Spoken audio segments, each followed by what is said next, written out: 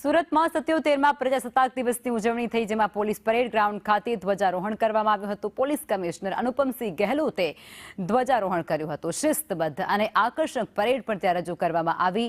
સુરતના નાગરિકો ખૂબ જ મોટી સંખ્યામાં ત્યાં હાજર હતા। ભારત માતા કે જયના નારાઓથી પટાંગણ પણ ગુંજી ઉઠ્યું હતું। 77મા ગણતંત્ર દિવસ ઉપર રાષ્ટ્રપતિ શ્રી ભારત સરકાર દ્વારા મને અને સુરતના સાથી અધિકારીઓને રાષ્ટ્રપતિ ચંદ્રક એનાયત કરવામાં આવ્યો છે। તે મારા અને અમારા તમામ અધિકારીઓ માટે એક ખૂબ જ ગૌરવની એક ક્ષણ છે।